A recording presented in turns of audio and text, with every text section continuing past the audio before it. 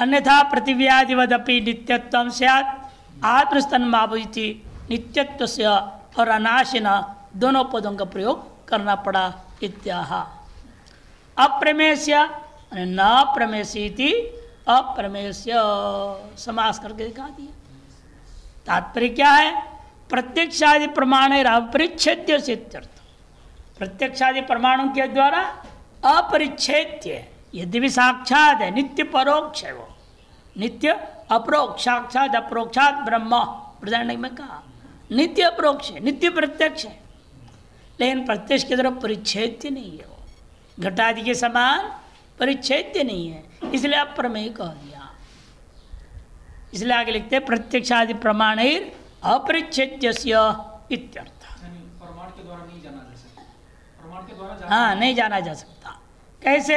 हमारे टिप्पण में थोड़ा यहीं पर चले जाइए, भाष्य करके मोटे अक्षरों में लिखा है 2:18 का बीच में। प्रत्यक्षादि प्रमाणे रीति, भाष्यकार ने कहा प्रत्यक्षादि प्रमाणे अपरिच्छेद्य, उसको प्रतीक ले लिया। आत्मा न प्रत्यक्ष विषय, क्यों? रूपाद्य भावात्। रूपाद्य भाव क्यों है? अशब्दम अरूपम इत्याश्रुतिश्च, इत्या श्रुति से प्रमाण है कि आत्मा में रूपादि न होने से आत्मा प्रत्यक्ष विषय नहीं हो सकता। नापि अनुमान विषय, अनुमान का विषय नहीं होगा, क्यों? लिंगाभावात्, उसको ज्ञापन कर कोई लिंग नहीं मिलेगा। हमेशा आत्मा को अनुमेय सिद्ध, उसका लिंग चाहिए ना, बिना हेतु का साध्य कैसे सिद्ध होगा पक्ष में? लिंग माने हेतु। धूम जैसे हेतु से वन्य सिद्ध किया जाता है पर्वत में, वैसे कोई लिंग चाहिए, वो लिंग नहीं है। इसे श्रुति प्रमाण है नैव च तस्य लिंगम, उसका कोई जो है सूचक, बोधक, ज्ञापक लिंग है ही नहीं। नोपमान विषय, उपमान का विषय नहीं हो सकता, क्यों? अभिन्नत्वात्, क्योंकि उपमान क्या होता है? सादृश्य घटित है, और सादृश्य हमेशा भेद निबंधक होता है, क्योंकि सादृश्य के लक्षण ही है, क्या कहा? तद भिन्न सती तदगत भूयो धर्मवत्तम, भेद चाहिए। और आत्मा अभिन्न है, एकमेव अद्वितीय, वहाँ से उपमान प्रमाण कैसे प्रवृत्त होगा? नहीं हो सकता। हेतुर्दृष्टान्त वर्जितम यदि श्रुतय है, श्रुति प्रमाण है, हेतु और दृष्टांत रहित है वो आत्मा। आचार्य और ठीक है, कोई बात नहीं। न आगम विशेष, प्रत्यक्ष अनुमान उपमान का न हो तो क्या है? आगम प्रमाण का विषय मान लो, कहते नहीं। अभिधादि वृत्ति भावात्, अभिधा, लक्षणा, गौणी, व्यंजना, 4 प्रकार की वृत्तियों से शब्दों के द्वारा अर्थ ग्रहण होता है। इन 4 प्रकार की वृत्तियों के द्वारा आत्मा किसी भी शब्द का वृत्ति का विषय नहीं बन सकता।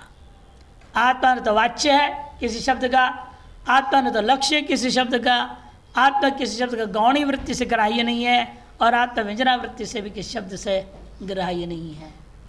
वृत्ति का ही विषय नहीं है वो, अतएव वो आगम का विषय नहीं हो सकता। इसमें क्या प्रमाण है? अशब्दम यद्दृश्यम अग्राह्यम अगोचरम कहा। अदृश्यम अदृश्य है, अग्राह्य है, अविषय है, इत्यादि से स्पष्ट है किसी प्रमाण की तरह ग्राह्य नहीं है।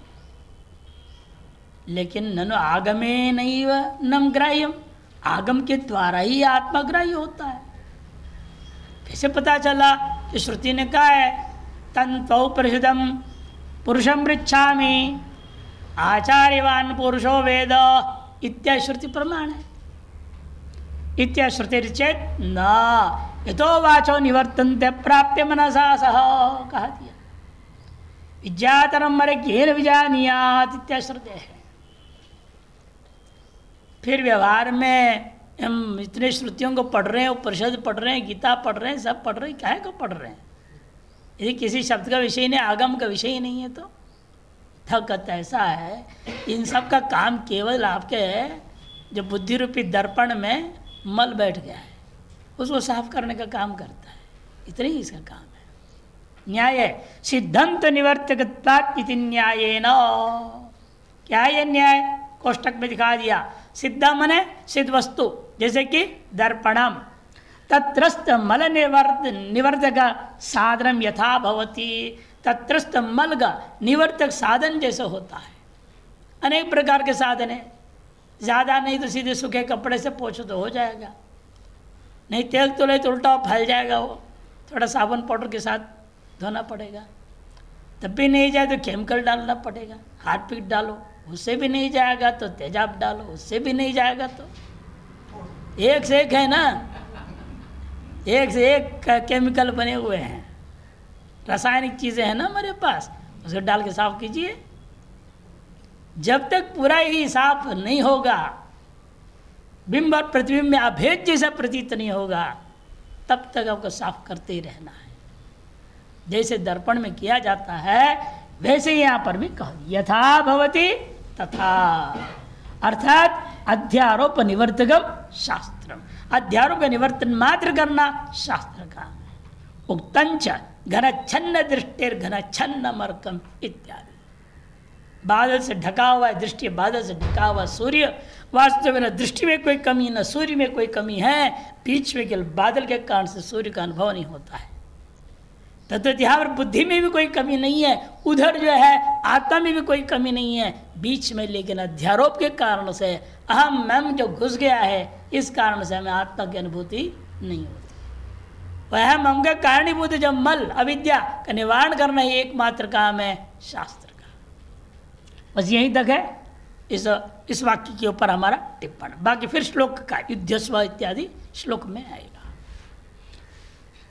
आइए वापस भाष्य में, ननो आगमे न आत्मा परिचित्यते प्रत्यक्ष पूर्व, कहते आगम के द्वारा भी आत्मा का परिच्छेद किया जाता है, और प्रत्यक्ष आदि के द्वारा भी पूर्व में आपने कह दिया प्रत्यक्ष आदि से अनुमान हो, अनुभव में आता है। आत्मा तो मैं हूँ इस रूप में प्रत्यक्ष हो ही रहा है, आपने खुद ही कहा। कहते न आत्मा न स्वतः सिद्धत्व, वहाँ भी हम क्या कह आए हैं उसका तात्पर्य वास्तव में समझे नहीं हो, आप उसका विषयत्व ग्रहण करना चाह रहे हो बारंबार, हम बारंबार उसका विषयत्व का निषेध कर रहे हैं। क्यों? क्योंकि स्वतः सिद्धत्वात्, सिद्धि आत्मनि प्रमातरि प्रमित्सो हो प्रमाणान्वेषणा भवति। सिद्ध ही आत्मा के विषय में जो जीवात्मा है प्रमाता, वो उसकी प्रमा करने की इच्छा करता है और प्रमाण की अन्वेषणा करने लग जाता है। नहीं पूर्वम इत्थम अहम इति आत्मानम अप्रमाय पश्चात प्रमेय परिच्छेदाय प्रवर्तते। पहले यह इत्थम इस प्रकार से अहम इति आत्मानम अप्रमाय, मैं इस प्रकार का हूँ या न हूँ इत्यादि रूपेण आत्म विषय का प्रमा न करते हुए बाद में प्रमेय का परिच्छेद करने के लिए, आत्मा का परिच्छेद करने के लिए कोई प्रवृत्त नहीं होता, बल्कि सब जानते हैं मैं हूँ और मैं इस प्रकार का हूँ। मैं चेतन कौन मना कर रहा है?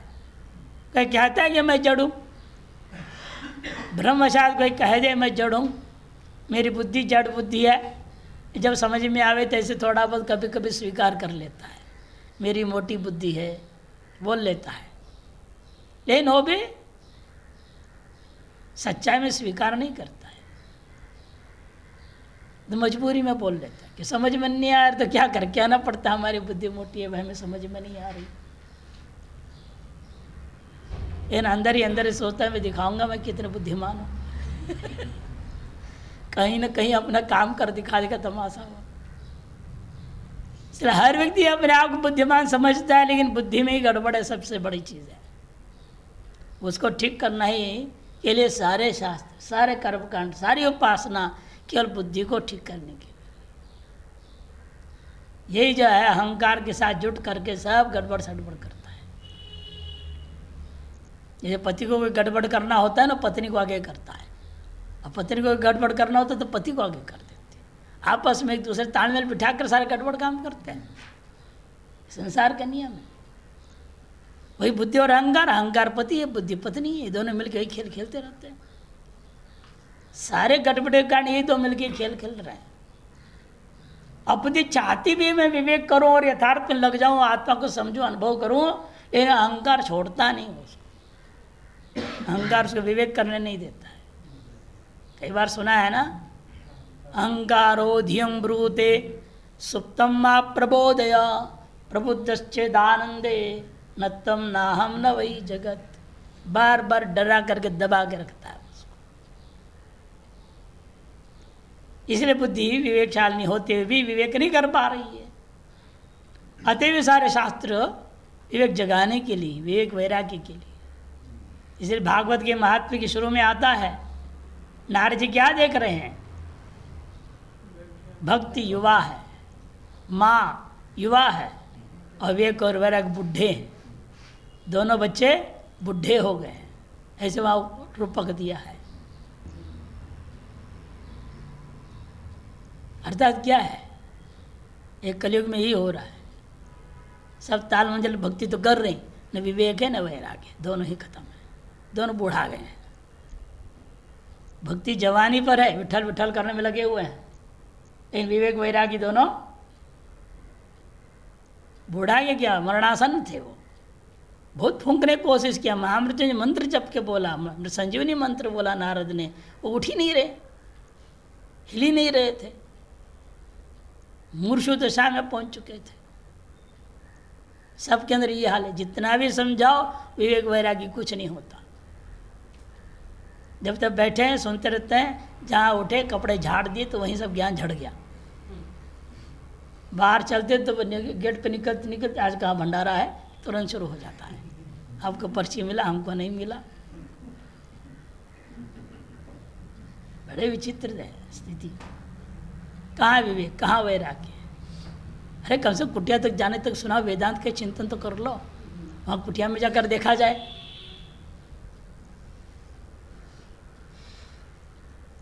इसलिए कठिन काम, बहुत सुंदर रूपक इसलिए वहाँ दिया है।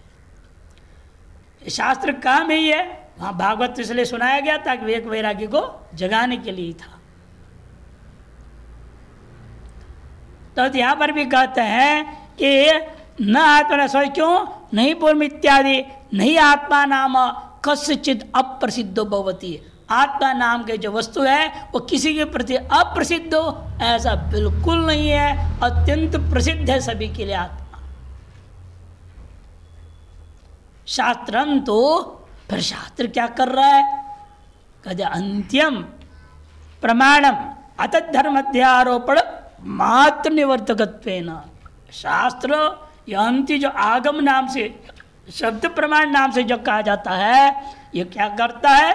जो अतद्धर्म का अध्यारोप हुआ है उस मात्र निवर्तकत्वेन प्रमाणत्वम आत्मनि प्रतिपद्यते। एतादृश अध्यारोप का निवर्तकत्वेन आत्मा के संदर्भ में इसको प्रमाण रूप में स्वीकार किया जाता है, न तो अज्ञातार्थ ज्ञापकत्वेन प्रमाणम। प्रमाण का लक्षण अधिकतर क्या होता है? अज्ञातार्थ ज्ञापकत्वम प्रमाणत्वम। या अज्ञातार्थ ज्ञापक नहीं, प्रमायाकरणम प्रमाणम। प्रमा क्या है? अज्ञातार्थ ज्ञान होने का नाम ही प्रमा है, उस कर्ण का नाम प्रमाण है। अज्ञातार्थ ज्ञापकत्व हम प्रमाण नहीं मानते हैं, यहाँ पर केवल अध्यारोप का निवर्तकत्व ने इसको प्रमाण मानता हूं। तथा च श्रुति, इसलिए श्रुति कहती है साक्षात अप्रोक्षात ब्रह्म यह आत्मा सर्वांतर ही थी। वह यह जो आत्मा सर्वांतर अनुभव में आ रहा है वही साक्षात अप्रोक्ष ब्रह्म है। यस्मादेवं, जिसलिए ऐसा है, नित्यो अविक्रियश्च आत्मा तस्मात् युध्यस्वो। जिसलिए नित्य और अविक्रिय है आत्मा, इसलिए इस आत्मा का हनन तो संभव ही नहीं है। जो हनन हो रहा है शरीर आदि का है, और जो अनिवार्य है वो। अतः युद्ध करो, युद्धाद् परमं मा गार्षिरित्यर्थ। युद्ध से ऊपर मत करो, नहीं अत्र युद्ध करते हुए विधीयते। इसका युद्ध करो, युद्धस्व, लोट लकार मध्यम पुरुष एक वचन है। इसका मतलब क्या? या युद्ध करने का विधान किया जा रहा है? कहते विधि करने की जरूरत नहीं है, क्योंकि पहले विधि को मान करके आया हुआ है।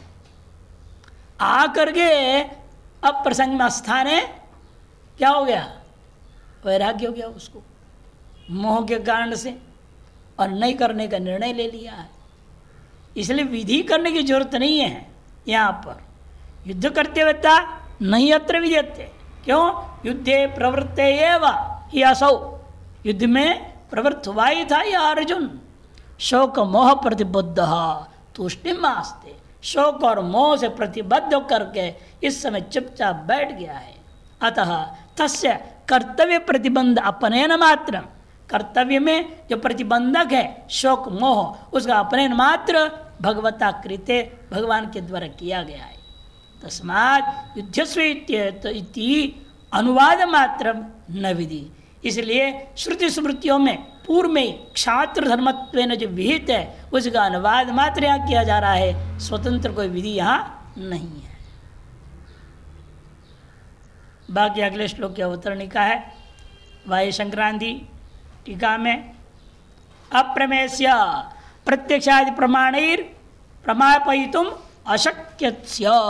प्रत्यक्षादि प्रमाणों के द्वारा जब बोध कराना असंभव होने से, नयस्ति प्रत्यक्षादि विषयता आत्मना प्रमापयित्री, जो है प्रत्यक्षादि प्रमाणों के द्वारा आत्मा को विषयता बना लेना, प्रमापयित्री विषयता आत्मना नहीं अस्ति प्रत्यक्षादि प्रमाण ही। उसको यहाँ विस्तार जो हमने किया था वही यहाँ पर इन्होंने भी है, हमने पहले ध्यान नहीं दिया, ये तो टिप्पण में इसको देने की जरूरत नहीं, क्योंकि संक्रांति में दे दिया है। न आत्मा प्रत्यक्ष विषय शब्दादिरहितत्वात् अशब्द स्पर्शमित्या श्रुतः है, नानुमान विषय लिंगाभावात् नैव चित्तसलिंगमिति श्रुतः है, नापि उपमान विषय सादृश्यभावात् हेतु दृष्टान्तवर्जितमिति श्रुतः है, न शब्दस्य विषय नाम रूप जाति आदि अभावात्। नाम रूप जाति संबंध ये चार है शब्द की प्रवृत्ति का कारण, इन चारों के न होने के कारण से शब्द का विषय नहीं हो सकता। नाम रूप जाति आदि से लेना है संबंध। यद्रेशम अग्राम अगोत्रम, अगोत्रम कर दिया कहीं पाठ में दे, अगोचरम है पाठ, कहीं अगोत्रम इन्होंने बोल दिया है, अगोचरम ज्यादा ठीक है, इति श्रुत है। ननु तंत्वपरिषदमि श्रूयते कथम शब्द अगम्यत्वम इचेत् सत्यम, यदि भी श्रूयते तथापि शब्द प्रवृत्ति निमित्ताभावात् न तत्र शब्द प्रवर्तते। शब्द प्रवृत्ति कोई निमित्त ही नहीं है, इसलिए शब्द प्रवृत्ति नहीं हो सकता। ये तो वाचो निवृत्ति श्रुत है। शब्द प्रवृत्ति के निमित्त क्या है? यही जो अभी बताया, नाम रूप जाति संबंध, ये शब्द प्रवृत्ति के निमित्त होता है। और उस प्रवृत्ति निमित्त होता है, निमित्तों को लेकर के चार ही प्रकार की वृत्ति होती है, वाच्य, लक्ष्य, गौणी और व्यंजना, ये चार ही प्रकार। वाचक और अभिधा एक ही चीज है। तरी श्रुतिर अप्रामाण्य विचन्ना निर्विशेष अधिगमकत्व प्रामाण्यपत्य है। निर्विशेष का अधिगमक होने से प्रामाण्यता है। शरीरात्मने अध्यस्त शेष विशेषम निरस्य। श्रुति क्या कर रही है? अध्यात्म में, आत्मा में जो आपने अध्यास कर रखे हो, उन समस्त अध्यासों का पूर्णतया अध्यास्त अशेष विशेषों को निरस्य, निराश करके, नष्ट करके, हटा करके अधिष्ठान भूतम सन्मात्र निर्विशेषम आत्मनम अधिगमयति। अधिष्ठान भूता सन्मात्र जो निर्विशेष है आत्मा, उसको बोध कराती है। तेन प्रामाण्यपत्य, तद्वारा श्रुतियों को प्रमाण माना जाता है। आत्मन सविशेषत्व ज्ञातत्वेपि, आत्मा सविशेष होकर के ज्ञात भले ही हम सबको है, लेकिन निर्विशेषत्व से अज्ञातत्वात्, निर्विशेषत्व ज्ञात से अज्ञापकत्व ज्ञापकत्व, अज्ञात का ज्ञापकत्वेनापि श्रुते प्रमाण लक्षण संवाद, अज्ञात ज्ञापकत्वेन भी हम श्रुते प्रमाण लक्षण मान सकते हैं, ऐसे इनके कहना है। हमारे लिए चलेगा अज्ञात ज्ञापकत्व प्रमाण मानना ही नहीं, किंतु अध्यारोप निवर्तकत्वेन प्रमाण माना जाएगा उसको। तथापि इदंतया साक्षात निर्दिष्टुम अशक्यत्वात् आत्मा श्रुतिर अविषयेव। फिर भी हमारा मानना है इदम रूपेण आत्मा का निर्देश करना संभव नहीं है, इसलिए आत्मा श्रुति का भी विषय नहीं हो सकता। किंच आत्मनि विषय तो अन्यथानुपत्तिर अभावात्, और आत्मा के विषय में अन्यथानुपत्ति रूप अर्थावती प्रमाण लागू ही नहीं हो सकता। नापि अर्थापत्ति विषय, इसलिए अर्थापत्ति प्रमाण के विषय नहीं हो सकता। ये न विना यदनुपन्नम तत्तेन आक्षिप्यते। उसके लिए दो वस्तु को अति आवश्यक संबंध से युक्त मानना ही पड़ेगा। जैसे वहां पर क्या, भोजन और पीनट परस्पर संबद्ध है। अति पीन है और भोजन नहीं है यदि कह देता है, आपको कल्पना करना पड़ा, दिन में नहीं खाता होगा, रात्रि में जरूर खाता होगा। सबके सामने नहीं खाता होगा, बिस्तर में लेटकर कंबल के भीतर खाता होगा। हमने देखा ऐसे करता हो ब्रह्मचारी, इसलिए कह रहा। किसी को देना न पड़े। हमारे साथ एक थे ब्रह्मचारी, गोविंद मठ में हम रहते थे उस समय में। वो घर गया था, पहले गुरुआश्रम बोल के गया, फिर वहाँ से घर जगह गया, वहाँ से आया। ये लाल पहन के तुम घर क्यों गए भाई, ये तो गलत काम किया आपने। खैर चलो कोई बात नहीं, जाके आ गए लेकिन अब से आगे कम से कम ये सब चक्कर में छोड़ना पड़ेगा, ठीक नहीं है ये। करते रहो। फिर एक दिन मैंने अचानक जल्दी मेरा पाठ छूट गया वहाँ, तो हम जल्दी आ गए तो हम क्या देख रहे हैं, वो तो लेटा हुआ है। मैंने कहा दिन में लेटा हुआ आदमी ये कैसा हो, ब्रह्मचारी, कोई भोजन वोजन खा के भंडारा खा के सो रहे तो भी मान लिया जाए, सवेरे 9 बजे क्या बात है। मैं चुपचाप धीरे से कहने लगा, सुना मैंने कहा ये बाप रे, ये तो मामला गड़बड़ है। तो मैं चुपचाप बैठ गया, उसको पता ही नहीं चला, वो उधर खाने में मस्त था, वो पता ही नहीं चला मैं आके बैठा भी। अब एकदम जो है करीब 15 मिनट 16 मिनट बाद 9:15 बजे से देखा था मैं बाहर सामने बैठा हूँ, घबरा गया। मैं कोई बात नहीं, जो खाने तो छिपके ही खा ले। अरे मूर्ख कहीं का, हमें ना दे, तुम्हारे घर के तुम बनाए, माँ के बनाए खा रहा होगा, कोई बात नहीं। वैसे भी महाराष्ट्र के तो मिर्ची बहुत होता है, मुझे खाता भी नहीं हो, मुझसे छिपा के खाने क्या जरूरत है। लेकिन अब पीना तो देखोगे तो मानना तो पड़ेगा, चाहे छिपके खा रहा है चाहे खुल के खा रहा है, खा तो रहा है। से पीनत और भोजन के बीच में जैसा संबंध है, वैसे आत्मा का किसी के साथ संबंध तो है ही नहीं। ये न विना ये तो मैंने घटा सको, अतः अर्थापत्ति प्रमाण के विषय आत्मा नहीं हो सकता। भावत्वाद अनुपलब्धि विषय, और भाव के नाते अनुपलब्धि प्रमाण का भी विषय नहीं हो सकता। वाग अविषयत्वाद ऐतिह्याप्य जो है अविषय, एक पंक्ति दोबारा छप गया है पहला पंक्ति, और जिसलिए अभी बोला हमने जो शब्द का विषय ही नहीं है वो, तो इतिहास में व्याख्यान के विषय कैसे बनेगा, आत्मा नहीं हो सकता। जैसे ऐतिह्य प्रमाण का भी वो विषय नहीं, इति आत्मनस्तो अप्रमेयत्वम सिद्धम, इसलिए पूरे 8 प्रमाणों का विषय आत्मा नहीं है, ये सिद्ध हो गया। सर्वेषां प्रमाणानां प्रमेयानांच यथा प्रामाण्य सिद्धिस् तम किम प्रमापयेत्, सभी प्रमाण और सभी प्रमेय जिसके वजह से उनमें प्रामाण्यता की सिद्धि हो रही है, उसको किस प्रमाण के द्वारा तुम पकड़ सकोगे। सकल प्रमाण और सकल प्रमेय जिससे प्रकाशित होकर के उनमें प्रामाण्यता की प्राप्ति हो रही है, ऐसे उस आत्मा जो सर्व प्रकाशक है उसको तुम किस प्रमाण का विषय बना सकते हो, माने किसी का नहीं बना सकते। इसलिए कहा गया है बृहदारण्यक में, विज्ञातारमरे केन विजानीयात् इति श्रुते है।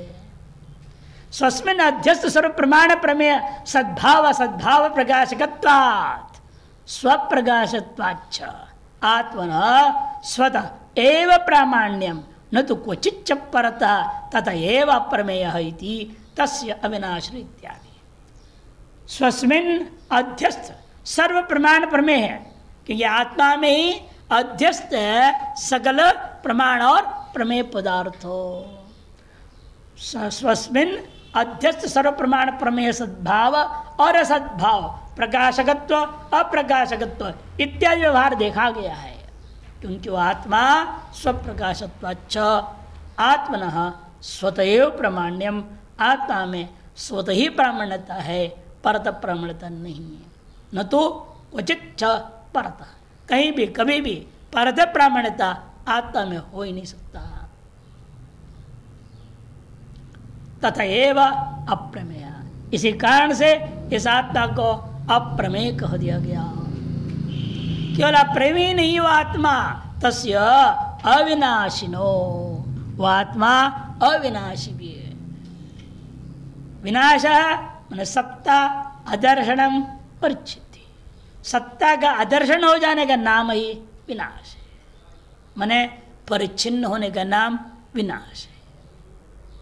तद अभाव तार परिच्छेद, यह सत्ता अभाव का अभाव माने सत्ता स्वरूप ही है, अस्य अस्ति इति अविनाशी। तादृश अदर्शन का भाव यह सत्ता के अभाव का अभाव, परिच्छेद के अभाव, जिसमें उसका नाम जो कह दिया अविनाशी। अनंतः सत्यम ज्ञानम अनंतम ब्रह्म इति श्रुत है। तस्य अविनाशिनो अपरिच्छिन्नस्य अपरिपूर्णस्य अतएव नित्यस्य, जिसलिए वह अविनाशी है, जिसलिए वह अपरिच्छिन्न है, इसलिए वह परिपूर्ण है, जिसलिए वह परिपूर्ण है, इसलिए वह नित्य है। हेतु हेतु भाव से परस्पर एक दूसरे शब्दों को घटा रहे हैं। ननु परिच्छिन्न श्यापि परमाणु अस्ति नित्यत्व। नहीं आए खड़ा होता है महाराज, हम तो परमाणु को परिच्छिन्न मानते हैं। पारिमांडल्य परिमाण, एक विशेष परिमाण माना, उसका नाम रखा पारिमांडल्य परिमाण।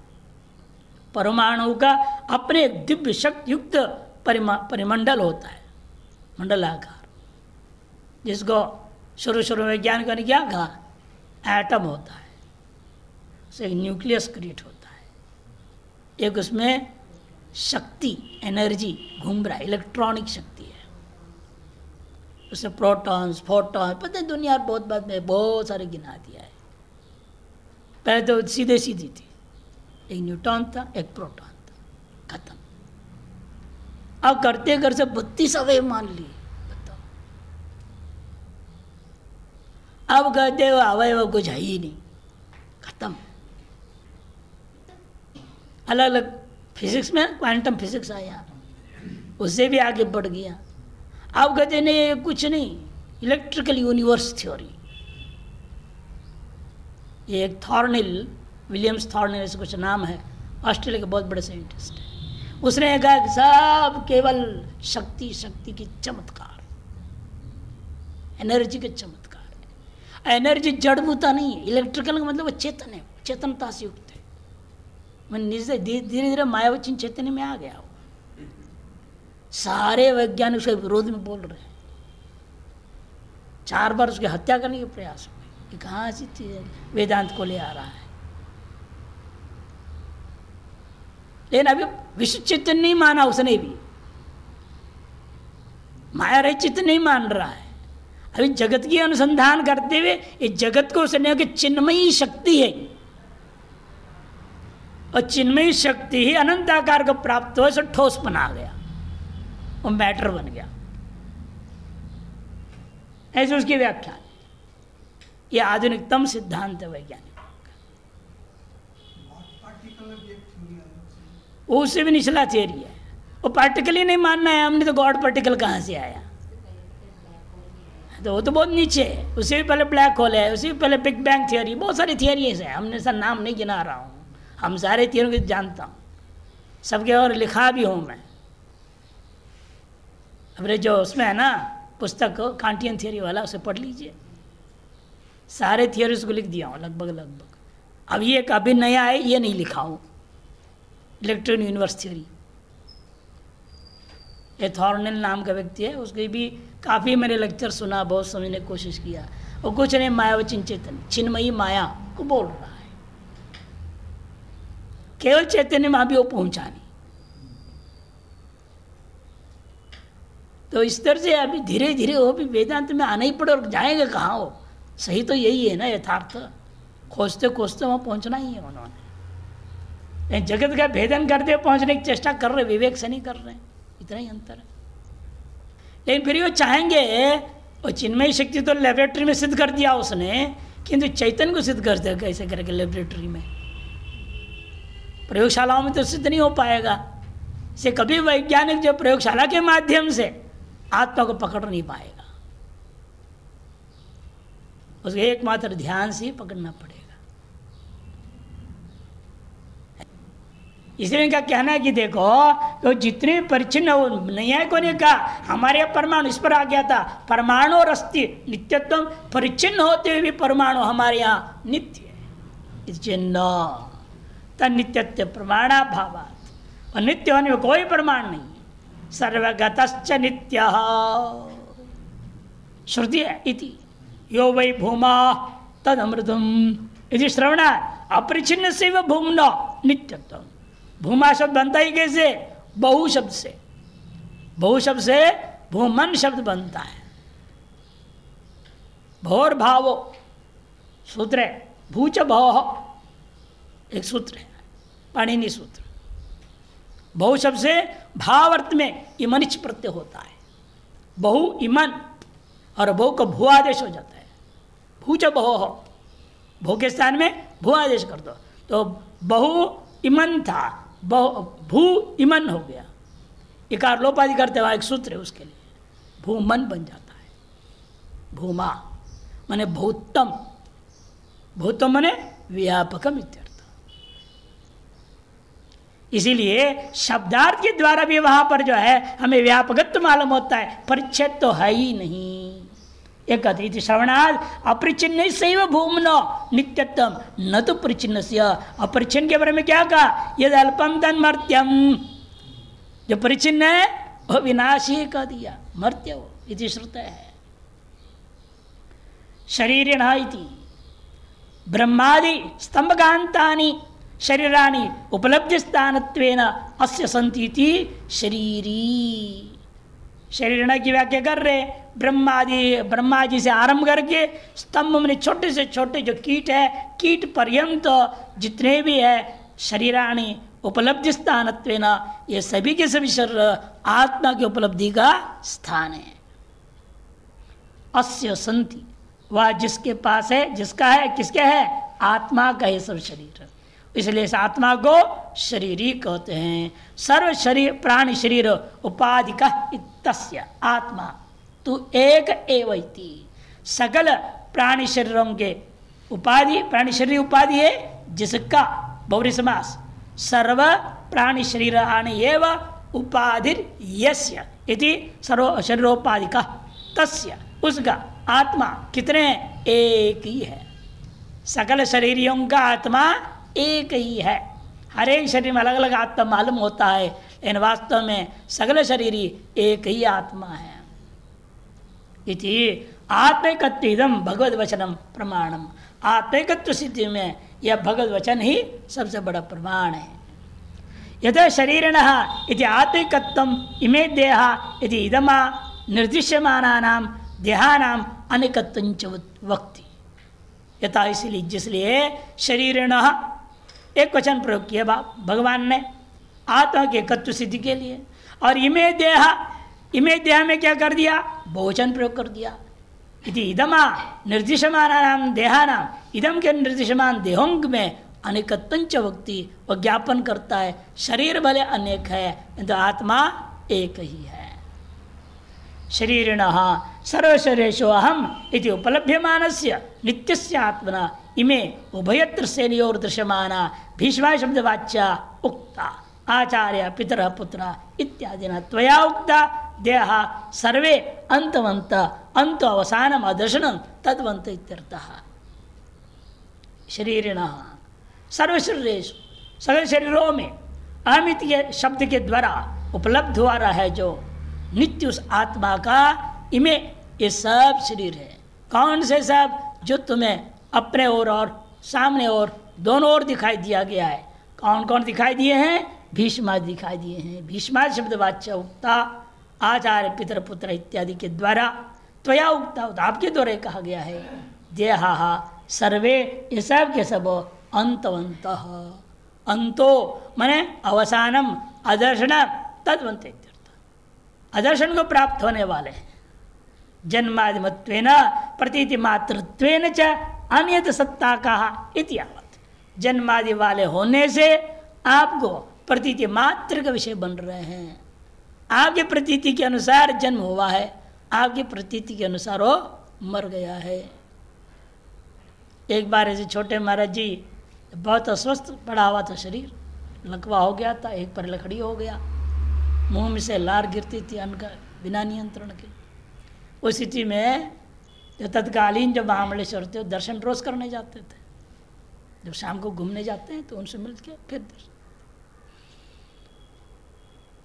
हम उस समय बनारस से आए हुए थे, किसी काम कुछ पुस्तक ले जाने, हम भी वहाँ खड़े थे। वह उन्होंने पूछा, एकदम मजाक कर रहे इतने बड़े महापुरुष के साथ, जिज्ञ शास्त्री हमेशा भ्रमण करते रहे, आज भी घूमने की इच्छा है? उस कठिन अवस्था में उन्होंने क्या बोले, कस्य आत्मनो वा तो दृष्ट शरीरे वा। अब खड़े भी नहीं रहे, वहां भाग गए, तुरंत उठ गए, चले गए। किस महापुरुष से पूछ रहे हैं, अंत तक लगभग पहचान ही नहीं पाए उनको कई लोग। तो इसीलिए ये आत्मा और शरीर का भेद को समझना, शरीरगत चीज़ों को आत्मा में अध्यारोप करके पूछना और आत्मा का चीज़ को शरीर में अध्यारोप करके बोलना, बिल्कुल ये अज्ञानी का मामला है। विवेक की ऐसे नहीं कर सकता। इसे जन्मादि मत्वेन प्रतीति मात्र है। शरीर की जो भ्रमण भी हो रहा तो भी प्रतीति मात्र था, सत्य थोड़ी था। और आज प्रतीति यथार्थ प्रतीति रहित है तो ये भी भ्रांति ही है। गमन युक्त प्रतीति भी भ्रांति है, गमन रहित प्रतीति भी भ्रांति है। कि आत्मा में दोनों ही नहीं। जो आत्मनिष्ठ है उसके लिए भ्रमण भी मिथ्या है, अभ्रमण भी मिथ्या है। उसको क्या फर्क पड़ना है। प्रारब्ध कर्मवशात पहले भ्रमण हो गया, अब प्रारब्ध कर्म नहीं है भ्रमण का, अब नहीं हो रहा है, उससे उनका कोई संबंध नहीं है। इसलिए प्रतीति मात्रत्वेन च अनित्य सत्ता का, अनित्य सत्ता वाले है शरीर हो इतियावा नहीं शुक्ति रजतवाद अधिष्ठान भ्रम कल्पिता नाम देहादि नाम सत्ता संभवती। ये शुक्ति में रजत के समान अधिष्ठान में भ्रम वजह से कल्पित जो होते हैं वह शुक्ति को कुछ भी नहीं बिगाड़ते।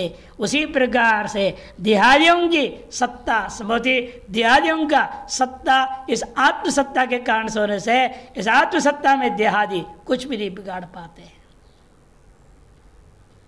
प्रमाण तो गृह्यमाणे ये तो असता सत्ता अभाव, यत सत्ता संभवती प्रमाण तो गृह्यमाणे यथा, जिसे प्रमाण गृह का ग्रहण करने पर आपको भी यही मालूम होता है केवल सत्ता ही और कुछ नहीं है।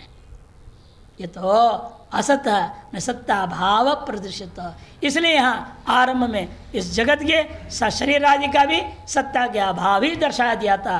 नासतो विद्यते भाव इति ततः त्वम एवं देहादिना मंत्रवत्तम देनस्त्वात्मना नित्यत्वंच सम्यक अविज्ञाय पूर्वम। इसलिए तुम भी इसी प्रकार से देहादि में अंतवत्व को और देह आत्मा के नित्यत्व को सम्यक न जान करके पूर्व में तुमने भी कह दिया था मदिया ये ते म्रियंते शोचितवानसी, ये सब मेरे हैं, ये मर जाएंगे इत्यादि सोचता हुआ तुमने शोकग्रस्त हुए थे।